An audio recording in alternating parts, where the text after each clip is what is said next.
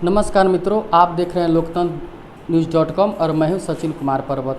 आज हम पहुंचे हैं सिवान के प्रसिद्ध न्यूरो चिकित्सक डॉक्टर मृत्युंजय कुमार सर के पास और आज हम उनसे ये जानना चाहेंगे कि नस संबंधी जो बीमारियां हैं, न्यूरो संबंधी जो बीमारियां हैं, उससे कैसे हम बचें और क्या क्या इन बीमारियों के लक्षण हैं और किस प्रकार से लोग छोटी बीमारियों को या यूँ कहें कि प्राइमरी स्टेज में जो न्यूरो के लक्षण होते हैं उसको समझ नहीं पाते हैं और उसको बड़ा बना लेते हैं और उन्हें सिवान से अन्यत्र जाना पड़ता है, लोग परेशान होते हैं। तो हम इन्हीं सब चीज़ों पर सिवान के प्रसिद्ध नस रोग विशेषज्ञ डॉक्टर मृत्युंजय सर से बात करेंगे और हमें जानना चाहेंगे कि न्यूरो संबंधी क्या लक्षण है और इन बीमारियों से कैसे बचा जाए। नमस्कार डॉक्टर साहब, हम आज आपसे जानना चाहेंगे कि न्यूरो संबंधी बीमारियों से लोग किस प्रकार से परेशान होते हैं, उसका प्राइमरी स्टेज क्या है और किस प्रकार से हम न्यूरो संबंधी बीमारियों से खुद को बचा सकते हैं। नस संबंधी बहुत सारी बीमारियां हैं और प्रिकॉशन अगर टाइम पे लिया जाए, बचाव अगर लिया जाए तो बहुत सारी बीमारियों से बचा जा सकता है। प्राइमरी स्टेजों में अगर देखा जाए, जो आजकल यंगस्टर को जो हो रहा है, जो भाग दौड़ की ज़िंदगी चल रही है, उसमें कॉमन कुछ बीमारियां हैं जो मुझे लगता है कि 80% यंगस्टर इससे सफ़र हैं। जैसे बैक पेन, जिसको हम लोग लंबर या सेक्रल पेन बोलते हैं, बाइकिंग के करने की वजह से सर्वाइकल पेन होता है और सबको सर्वाइकल स्पॉन्डिलाइटिस और लंबर स्पॉन्डिलाइटिस ये सब टाइम से पहले, समय से पहले हो जाता है। कारण भाग दौड़ की हमारी ज़िंदगी है। अगर भाग दौड़ की ज़िंदगी है, इसी में कुछ अगर बचाव किया जाए और अपने आप को थोड़ा सा सहज करके थोड़ा योग की तरफ ध्यान दिया जाए, एक्सरसाइज किया जाए, तो बहुत कुछ बीमारियों से बचा जा सकता है। और आज की तारीख में मेडिसिन ही बहुत सलूशन नहीं हो सकती है, आपको थोड़ा फिजिकली करना ही पड़ेगा और इसका सबसे अच्छा योग माध्यम है। योग एक अमृत का काम करता है और हमको फिट रहने में बहुत मददगार होता है। बाइकिंग या यंगस्टर जो भी इस चीज़ से सफ़रर हैं, उन्हें सुबह सुबह चाहिए थोड़ा मसल से स्ट्रेचिंग एक्सरसाइजें कर लें, थोड़ा लो बैक के लिए एक्सरसाइज कर लें, थोड़ा सर्वाइकल के लिए कर लें, थोड़ा अनुलोम विलोम करें और थोड़ा रनिंग जॉगिंग होनी चाहिए ताकि हमें दिन भर के कार्य में हमें कोई शारीरिक बाधा ना हो। नस से संबंधी जो और बीमारियां हैं, जैसे मिर्गी हो गया, इसके अलावा सर दर्द होता है, चक्कर आने लगता है, गर्दन दर्द, कमर दर्द, जैसे मतलब इसको लोग जैसे साइटिका बोलते हैं, हाथ पैरों में दर्द होता है, झिनझिनाहट होती है, सुनापन होता है और बहुत सारे लक्षण हैं इसके। मांसपेशियों में भी जैसे जी खिंचाव आने लगता है, एक सूखने जैसा हो जाता है, सूखापन आ जाता है और कुछ लोगों को ऐसा सर होता है कि गर्दन में हमेशा दर्द रहता है और लोग परेशान रहते हैं। तो सर, इन सब बीमारियों से हम कैसे बचें और लोग जो बाहर जा रहे हैं सिवान से, उनको हम किस तरीके से सिवान में बेहतर इलाज दे सकें। देखिए, जहाँ आपने अच्छी बात पूछी हमसे, जहाँ तक सर दर्द की बात है, चक्कर आना, गर्दन दर्द, कम दर्द, झिनझिनी, मांसपेशियों में खिंचाव आना, जलन होना, ये सब चीज़ों की ये बहुत बेहतर इलाज है। उसके लिए गोरखपुर पटना जाने की ज़रूरत कतई नहीं है। अगर थोड़ा सा पेशेंस रखा जाए और टाइम से अगर मिला जाए तो हम लोग काफ़ी बहुत कुछ हद तक कर सकते हैं।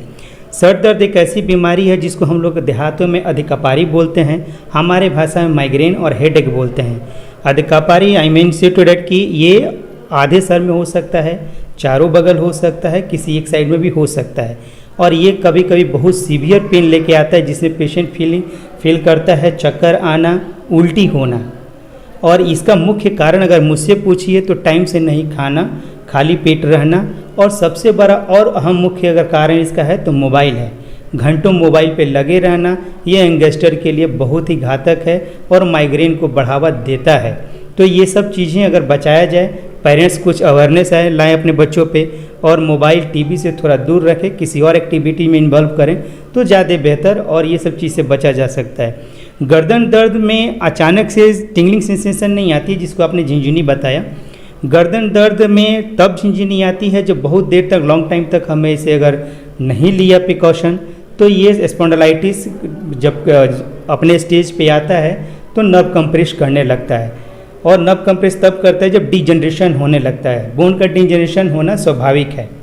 एक एज आता है जिसमें डिजनरेशन होता है और जितने डिस्क हैं वो थोड़े जाम होने लगते हैं। गर्दन घुमाने में लोग कंप्लेन आपको देंगे कि सुबह घुमाते हैं तो गर्दनें हमारी नहीं घूमती, अकड़ जाती है और वहीं से वो नसें दबना शुरू हो जाता है और पेशेंट दैट टाइम फील कि मुझे हाथ में झंझनाहट हो रही है, खिंचाव हो रही है और जलन हो रही है।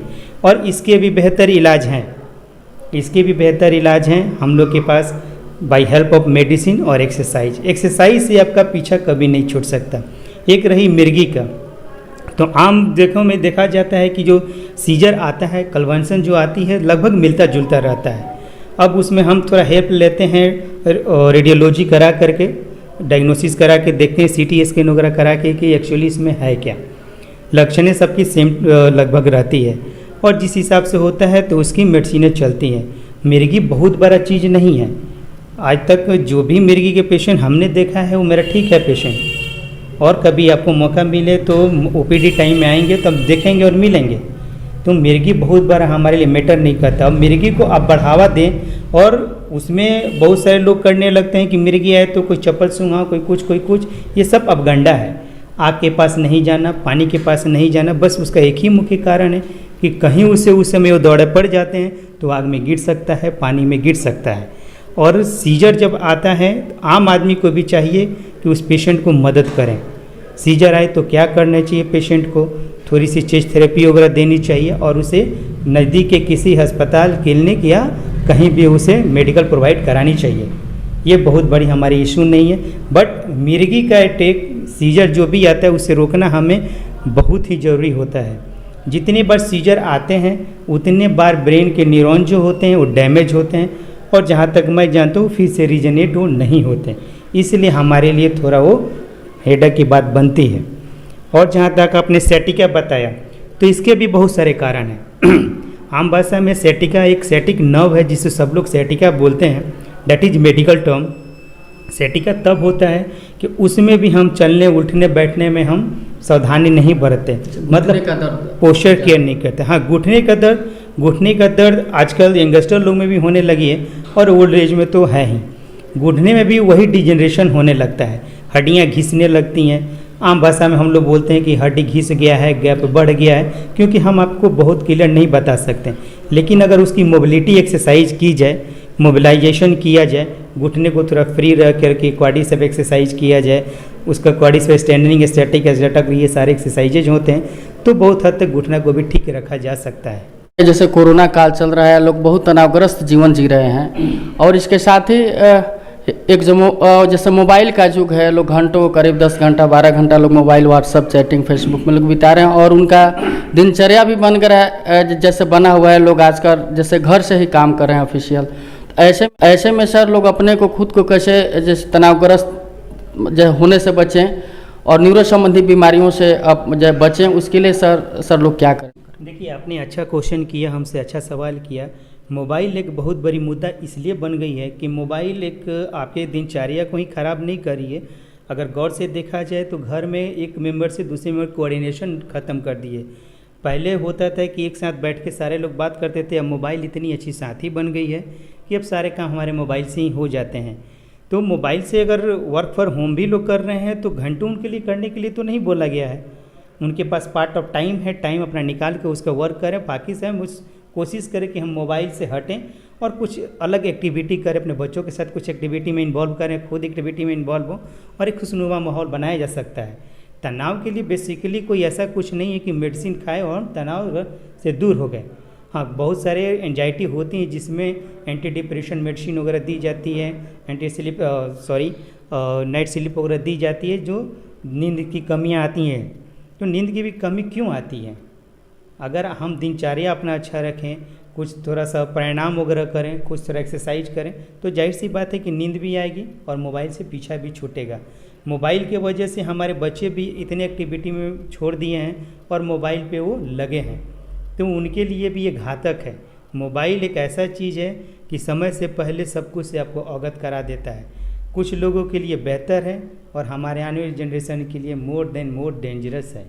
इसलिए मोबाइल से दूरी आप पे और हम पे डिपेंड करता है, हाउ कैन मैनेज।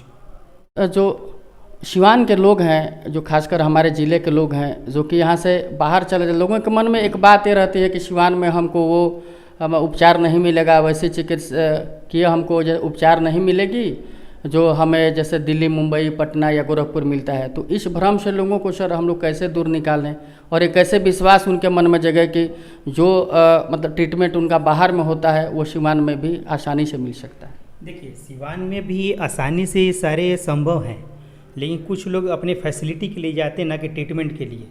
ट्रीटमेंट लगभग अगर देखा जाए तो सब जगह सेम ही होता है।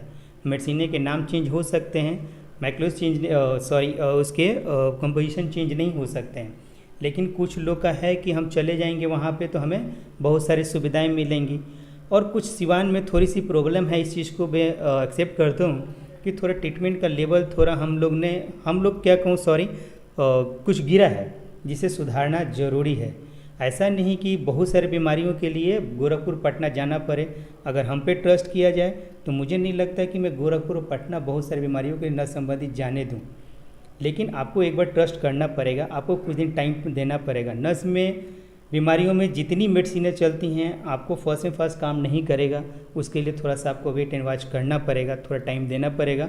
और सबसे बड़ी बात हमारी साइंस बोलती है prevention is better than cure, इलाज से कभी भी परहेज अच्छा होता है। तो मुझे नहीं लगता है कि नस संबंधी गोरखपुर पटना या कहीं जाने की ज़रूरत है। हम लोग से एक बार मिलना चाहिए। अगर हम लोग कहते हैं तो कुछ नहीं करेंगे तो अच्छी एडवाइस तो आपको देंगे कि आप यहाँ चले जाइए, आपका यहाँ नहीं हो सकता है, इतना तो आदमी क्लियर करेगा।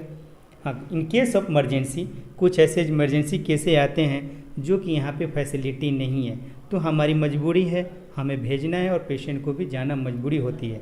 तो उसके लिए कुछ अभी नहीं कहा जा सकता है। सिवान हमारी डेवलप कर रही है, करते करते कर जाएगी तो शायद हम लोग भी एक अच्छा फैसिलिटी लेके बैठें और मुझे लगता है कि और लोगों को परेशान नहीं होना पड़े। इसमें थोड़ा टाइम लगेगा। और सामान्यतः किन प्रकार की जैसे बीमारियों का यहाँ आसानी से सर इलाज हो जाएगा? देखिए, नस संबंधी बीमारियां हमारे पास जितने भी आती हैं लगभग यहाँ से ठीक होते ही हैं। जैसे कुछ एग्जाम्पल के लिए हम बता दें, जैसे आपने पहले भी जिक्र किया था कि सर दर्द, चक्कर आना, गर्दन दर्द, सैटिका, हाथ पैरों का सूखना, कमज़ोर होना, टेढ़ा होना, थरथराना, कांपना, जिसे पार्किंसन भी हम कहते हैं, चलते चलते गिरने का डर होना, पैरों में खिंचाव आना, झंझनाहट, जलन, ये सारे चीज़ लगभग यहाँ पे ठीक हो जाते हैं और होते हैं।